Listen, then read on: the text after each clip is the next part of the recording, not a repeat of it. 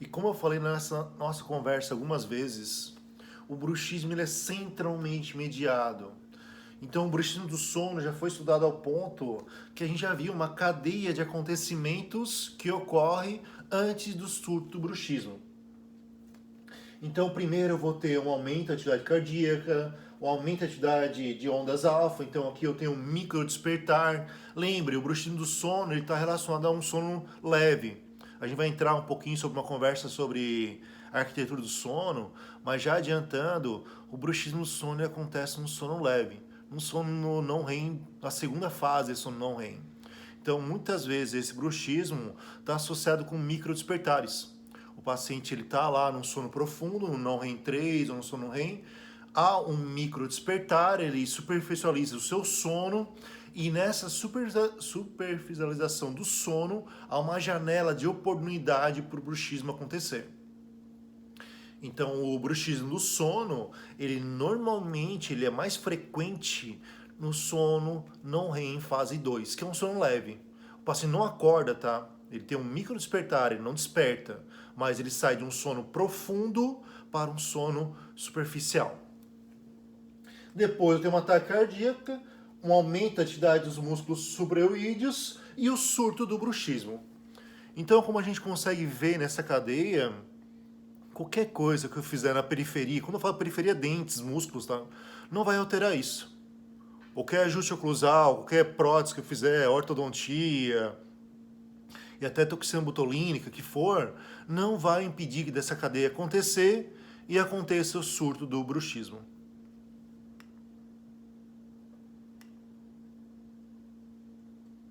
Sabendo disso, novamente, o meu plano de tratamento não pode ir ao encontro de tratamento dentário. O tratamento dentário tem suas indicações. Eu não estou falando que não. Guia canina é inútil, guia anterior, estabilidade oclusal. Não, isso é muito útil, mas não para tratamento do bruxismo. Eu sei que o bruxismo é centralmente mediado, e em virtude disso, eu sei que qualquer tratamento que eu fizer na periferia paciente não vai funcionar para bruxismo. E como eu falei, muitas vezes o bruxismo do sono, quando ele é secundário a outra patologia, ele vem como um herói. Ele vem na ideia de estabilizar o sistema do paciente. Como assim estabilizar o sistema do paciente? Quando ele é primário, ele não está relacionado a nenhuma outra patologia. Ele é do próprio paciente, até da própria fisiologia do paciente. Apesar que tem alguns autores que falam que esse bruxismo do sono primário talvez não exista. A gente não descobriu ao que ele está sendo secundário ainda. Mas, enfim, o que a gente tem na literatura hoje é isso. Um bruxismo no sono primário, que não está associado a outra patologia, e um bruxismo no sono secundário, quando há uma outra patologia associada a esse bruxismo. Então eu tenho uma doença estabelecida e muitas vezes o bruxismo do sono ocorre na tentativa do organismo de equilibrar, de devolver uma homeostasia para os tecidos. Como assim? Na apneia obstrutiva do sono. Na apneia obstrutiva, provavelmente vocês têm algum parente, ou até vocês mesmos, que quando dormem começa a roncar, e uma hora as vias aéreas, elas obliteram, param, não passa mais ar. E isso é uma apneia obstrutiva. Quem fala muito bem, muito sobre isso, é o professor Luiz Gustavo. E nesse caso, há um micro despertar por causa dessa apneia, certo?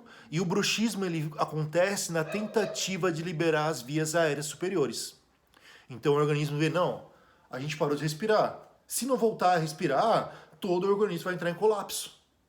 Certo? Então o bruxismo vem na ideia de anteriorizar a mandíbula e liberar as vias aéreas. Nesse caso, o bruxismo vem como um herói. Porque os danos causados pela apneia obstrutiva do sono são muito maiores. A apneia, pessoal, tem que ser controlada e tratada.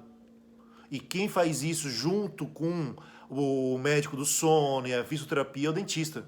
Há uma área da odontologia, quando eu chego de sono, que trabalha isso. E a nossa função é fazer o diagnóstico e devolver saúde para esses pacientes com apneia.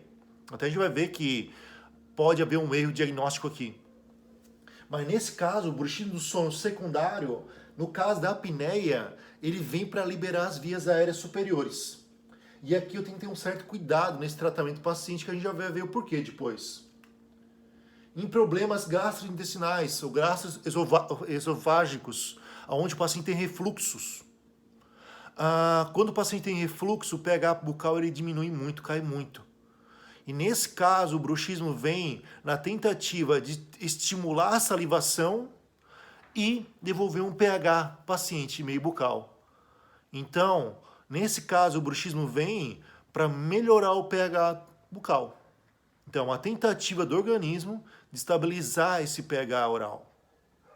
E lembrando, pessoal, um pH ácido em boca pode levar a erosão. A gente vai ter uns slides aqui sobre erosão para ver, assim, erosão é um problema sério, hoje muito presente, tá? Eu tenho muitos pacientes jovens que têm erosão dentária, que é perda de estrutura por meio ácido. E muitas vezes é falta de diagnóstico isso aí. Muitos pacientes não sabem, vão ao dentista frequentemente, às vezes aparece no meu consultório para fazer uma placa e o desgaste dele não é mecânico, é um desgaste feito por erosão ácida. Pode ser relacionado a um refluxo. E quando eu desconfio disso, eu associo com um tratamento médico. Tem que ir no médico ver se ele tem um refluxo gastroesofágico. Alguns tipos de inibidores seletivos de recaptação de serotonina, alguns antidepressivos aumentam o surto de bruxismo. Um deles que é muito frequente utilizado, até eu vejo sendo banalizado, é a fluoxetina. Então eu tenho alguns pacientes que estavam em tratamento comigo normalmente, fazendo próteses dentárias, implantes dentários, e eu tenho um exemplo, é uma paciente que teve crise de pânico. Ela é professora também, não da nosso curso, mas professora também. Ela teve crise de pânico e começou a ser tratado com fluoxetina. Ela começou com surtos severos de bruxismo nesse período do tratamento.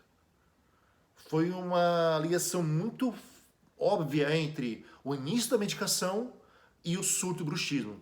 Ao ponto que eu tive que fazer uma placa provisória no mesmo dia que ela foi no consultório. Porque ela relatava que o esposo dela estava extremamente preocupado, que parecia que ela ia quebrar os dentes à noite. E ela estava quebrando mesmo. Em poucos dias ela já conseguiu quebrar a incisal de alguns dentes. Então, assim, esses pacientes também usam essas medicações, tem que ser avaliados se não tem bruxismo. Porque eu posso ter um bruxismo secundário à utilização desses fármacos. Alguns fatores neurológicos. Em crianças, quando eu tenho pacientes, crianças no consultório, eu avalio muito as vias aéreas superiores. Que a gente vai ver que a incidência do bruxismo do sono é maior em crianças do que em adultos. E é maior em adultos que em idosos. Então, o bruxismo é muito frequente em crianças. Até tem um fundo fisiológico para isso. Mas ele está muito relacionado também com o problema das vias aéreas superiores. Então, hoje eu não tenho uma grande gama de pacientes infantis, né? Não sou dono pediatra na minha área, mas os grandes roedores de placa que eu tive no meu consultório eram crianças ou adolescentes. Que realmente é um bruxismo extremamente severo, severo mesmo. E sempre que aparece no consultório esses casos, eu faço uma avaliação das vias aéreas superiores, ou através de questionários, ou através de ajuda médica.